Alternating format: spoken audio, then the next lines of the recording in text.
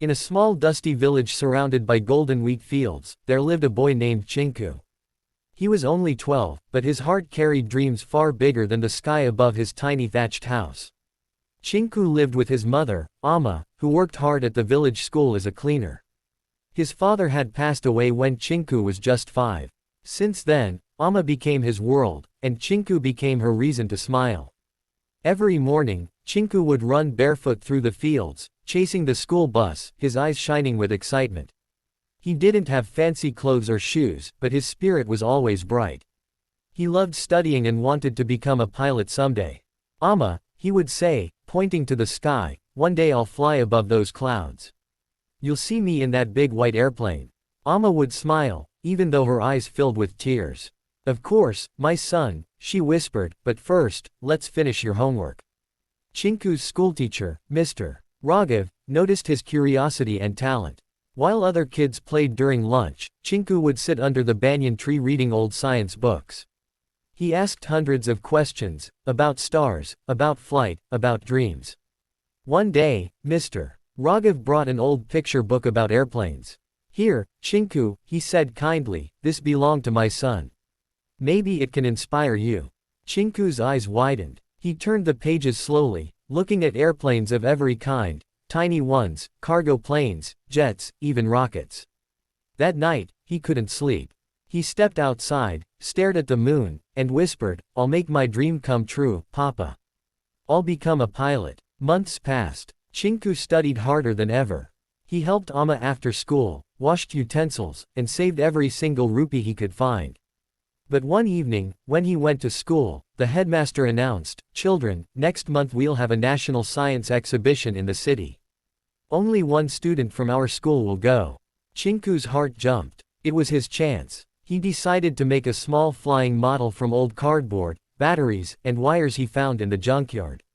Day and night, he worked in their small hut, cutting, gluing, testing, and dreaming. His mother would watch silently, smiling at his determination.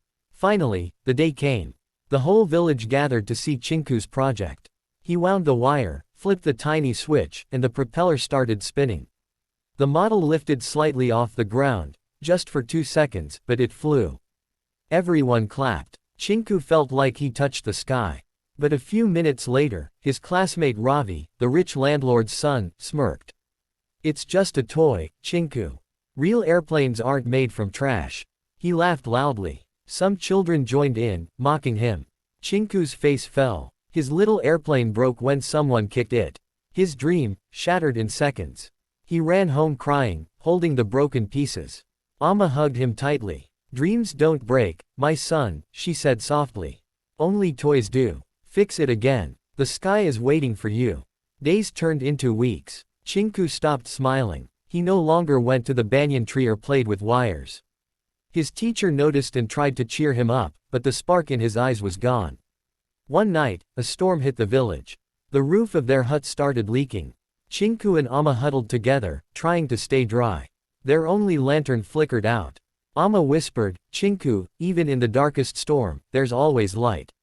You just have to find it. Chinku looked outside and saw a single star shining through the clouds. Something stirred inside him again.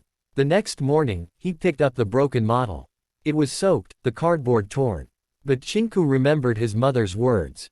He went back to the junkyard and searched for better parts, old fan blades, plastic bottles, and tiny bulbs. Slowly, he started rebuilding. This time, he added a small solar panel he found in an abandoned calculator. After weeks of effort, his model looked stronger and better. He took it to school. Mr. Raghav's eyes sparkled with pride. Chinku, he said, you never gave up. This spirit is what real scientists and pilots have. The teacher sent photos of his model to the city exhibition committee. 2 weeks later, a letter arrived. Chinku was selected. He and Amma couldn't believe it. The village gathered around, clapping, cheering. For the first time, Chinku felt his dream was alive again. In the city, surrounded by tall buildings and dazzling lights, Chinku felt small. Other students had expensive models, digital gadgets, and professional displays. But Chinku stood proudly beside his handmade project, made from junk and love. When the judges came by, one of them asked, Did you make this all by yourself? Yes, sir, Chinku replied shyly. From broken things. The judge smiled. Sometimes broken things build the strongest dreams. At the end of the event, the announcer declared, the Best Innovation Award goes to Chinku from Greenfield Village School. The crowd erupted in applause. Chinku ran to the stage, tears rolling down his cheeks. He looked at Amma, who was clapping with trembling hands. He whispered, Amma, we did it. Many years passed. The little boy from the village became Captain Chinku Sharma, a pilot flying across countries. Every time his plane took off, he looked down at the tiny fields that once held his dreams. One evening, during a flight, he saw lightning in the clouds and remembered his mother's words. Even in the darkest storm, there's always light. He smiled, touching the sky, the same sky that once felt too far.